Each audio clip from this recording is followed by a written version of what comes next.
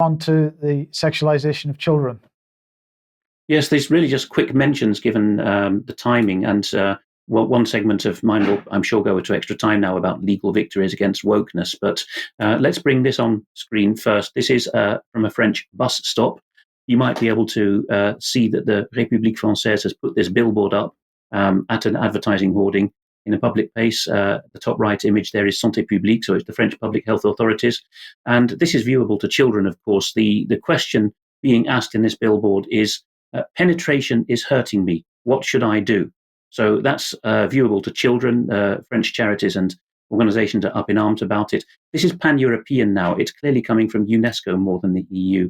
So Gript in Ireland, a sort of equivalent of UK Column, has its key reporter, Ben Scallon, reporting that Tusla, well known to our long-term viewers, the agency that likes to do questionable things with children in Ireland, has produced its own relationships and sexuality education guide. Think of Public Child Protection Wales here. This is the Irish version. And it's urging the staff in these to learn about cross-dressing and drag. Horrendous details in here, but look particularly at this extract.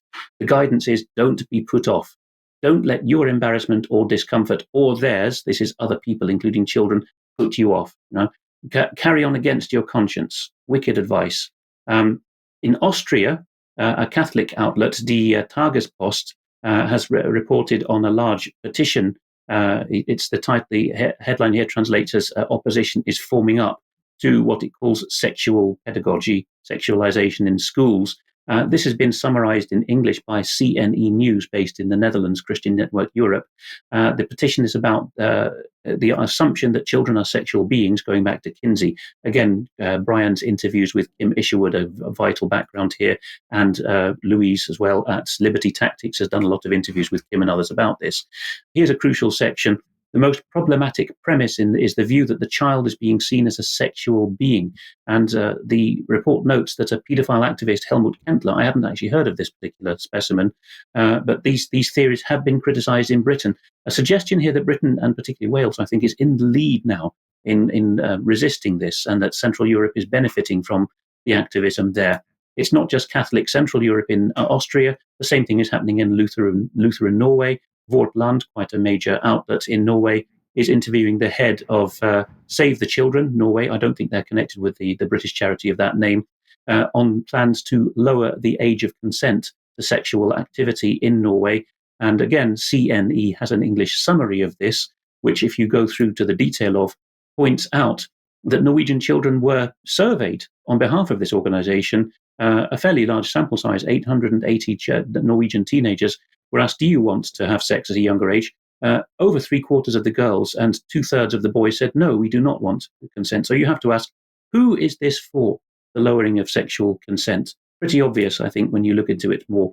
Also from Norway, there is a queer academic interviewed by Reduxx, Feminist News and Opinion, they call themselves, who suggests that pedophilia, pederasty is a better name because pedophilia means sincere love for children, pederasty should be taught in schools as an innate sexuality.